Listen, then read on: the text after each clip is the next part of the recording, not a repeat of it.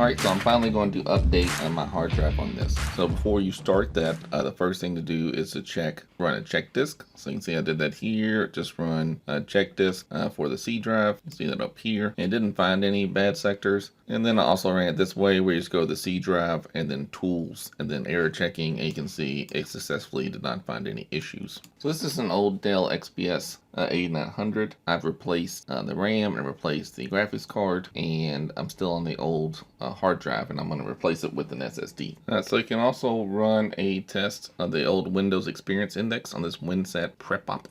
And then I'm just following these commands. I don't know this off the top of my head. So you can see my CPU score is a 9.1. It is, so you can see the Win SPR level is my base score, which is a 5.9. But if you look at my memory, I'm at 9.1. Graphics score 8.9. Disk score dropped me down to 5.9.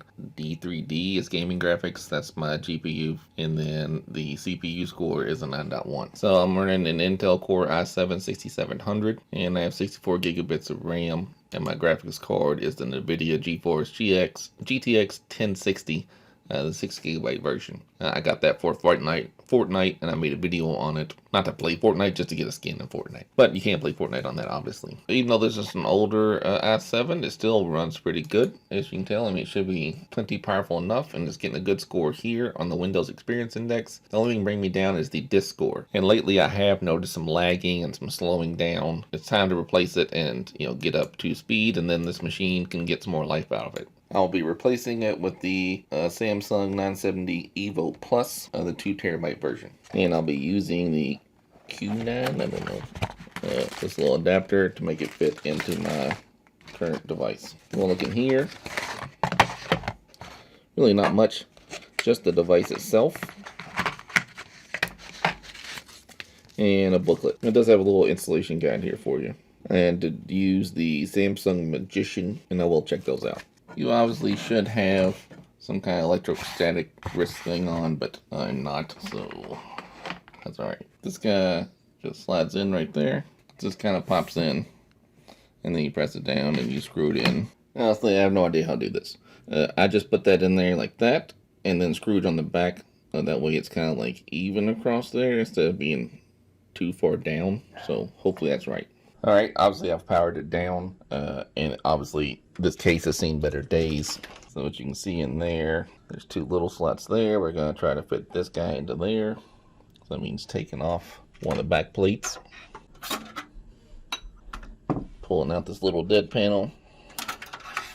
And again, you should be wearing some kind of electrostatic glove thing, or wrist wrap, but I am not. Alright, so then it just slots right in there. So it's this little guy right here.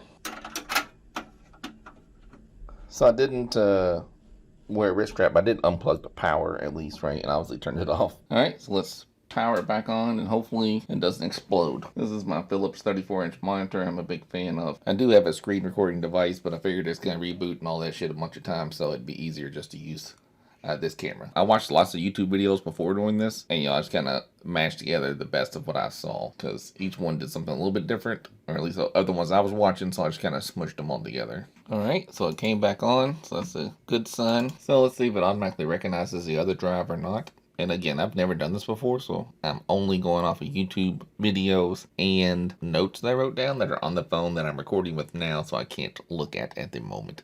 Let's just go ahead and check out and see if I run this software, if it automatically finds that drive or not.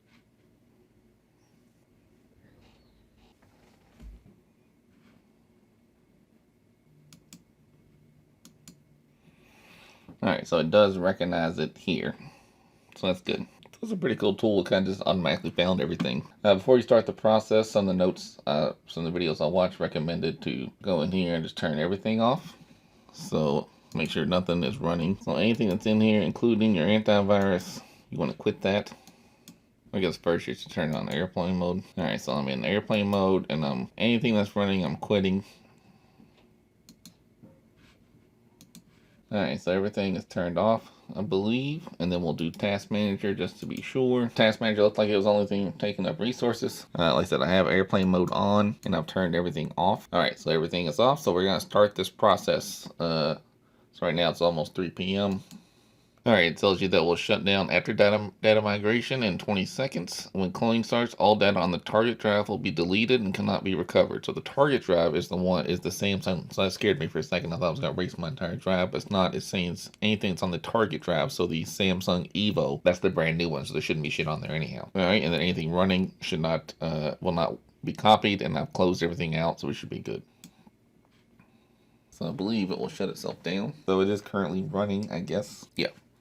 So there's my process running. Alright, so I don't know how long this is going to take. I'm going to stop the video and then I'll come back at the end and we'll see how long it actually takes. Alright, you can see we're at about 98%. It is now 5:22. You know, a little over 2 hours, and it's kind of accurate there, saying 2.5 hours. I started around 3:55. So yeah, I mean, it's pretty good. In the meantime, I kind of just sat here. I read my Kindle, and why not have some wine? It's always good to drink wine when you're working on computers. I don't know what's going to happen. I think it's going to automatically reboot, or at least it will shut down. Then I should change the BIOS to make it boot into the new drive. Simon came down to say hi. Alright, so it's done. 5:27, so I think I said it was 2 hours and 32 minutes that it took. It will automatically shut itself down. I'm going to allow it. Once it fully shuts down, I believe I should change it in the BIOS to the new drive. I'm gonna have to Google how to get that in there. I think I had F11 or something like that. This is an old Dell, so I gotta remember the actual key code, and then the settings should be relatively simple in there. At that point, I can then take the old drive and just format it, or just leave it as is, or do whatever you want. I'll probably format it and use it as storage as long as I know the new drive is gonna work properly. All right, in my haste to get this installed, I didn't realize there is already an M.2 slot on here, so now I have to uninstall this. All I don't know, I'm gonna get my big ass hand down there. Well, I was hoping not to have to uninstall this, but I'm gonna have to. Alright, so I was able to get it in there without too much damage. I did that by knocking this guy off. Now let's get my graphics card back in there. Alright, so you can see it back there is the Samsung. Now everything should be back to normal. Alright, so this blue one is to my hard drive. It's on SATA 0. Alright, so I'm going to cut a lot out. Essentially, the NVMe is installed there. I think it's more of an issue. My dogs are going nuts.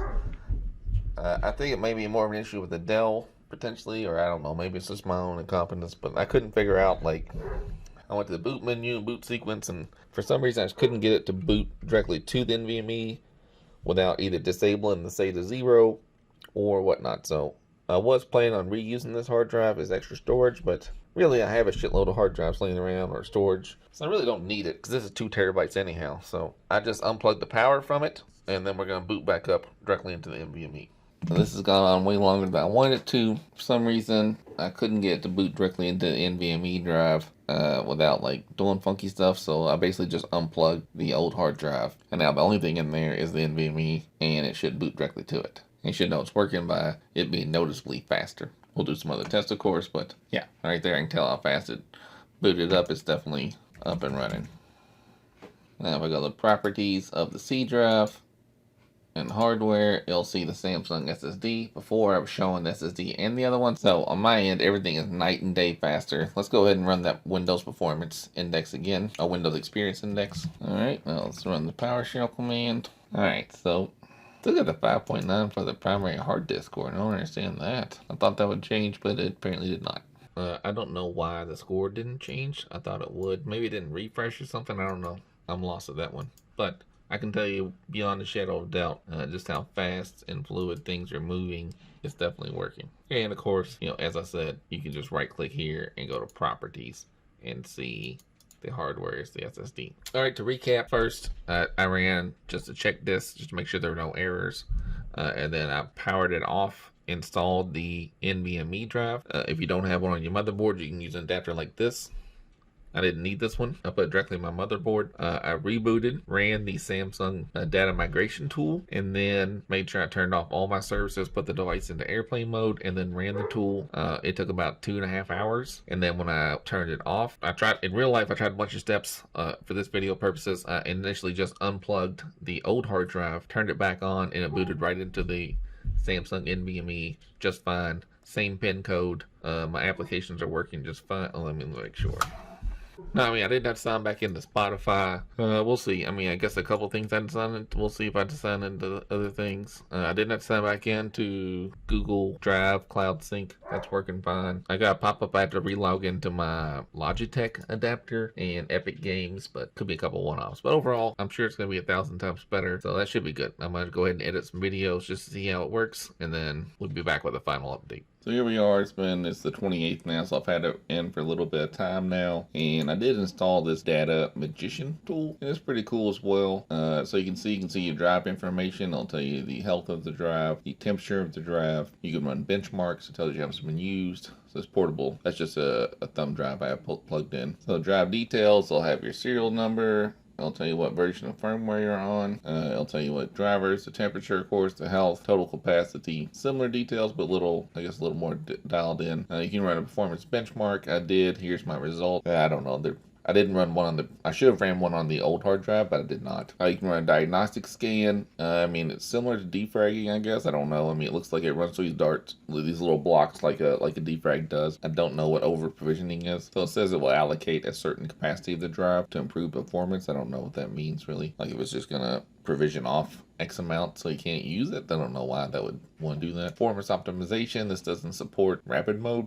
I don't know what that is. You can do secure erase. You can change the PSID, or you could encrypt it. Either way, though, overall this tool's pretty cool. I have recorded, edited several videos on this. I use this Camtasia software, which is what I'm recording my stream with now. And it used to crash a lot on my old drive, and now that I have this one, it doesn't crash, at all. So that's good. It's just been great. Like, it's very fluid. The biggest noticeable difference for me is the reboot speed. Like, it used to be when I rebooted, it would take a while. Like, I'd have to almost step away for everything to get up to speed. Now it's as fast as my Windows laptop that I've shown in other videos, which obviously also has an SSD and has a 10th gen i7 processor. Played games on here, I played Rogue on here and all that. Everything works fast and fluid. I mean, it's basically feels like I have a brand new PC. I wish I would have done this a long time ago. And so as far as the drive that I didn't use, you could use something like this little iDsonix thing. So this is, you just drop your hard drive into here, and you plug it in through USB. You can still access it, because I have multiple of these old hard drives that I'm not using that I could use for storage space.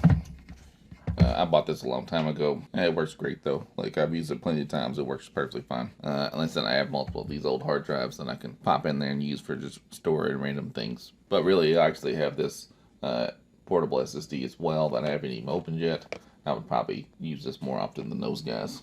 Alright, yeah, so that's really all I got. I highly recommend doing it. If you have an older hard drive, hard disk drive in your computer, I would upgrade to an SSD. It's a little pricey, but it's cheaper than buying a new computer. As long as your computer is expandable. Like I said, this is a Dell XPS A900 I got from Sam's Club, I think. I was able to upgrade the RAM, 64 gigs. I was able to update the graphics card, and I was able to update, the SSD. So this has allowed me to get a lot more life out of this computer. Like, it feels perfectly fine to me now. And I could still, I believe, update the graphics card again if I need to. Although I've been pretty happy with the one I have. It seems to play Rogue perfectly, all on ultra settings and all that. So, alright, thanks for checking me out. Let me know if you have any questions, and I'll provide any kind of updates as needed. Alright, thanks.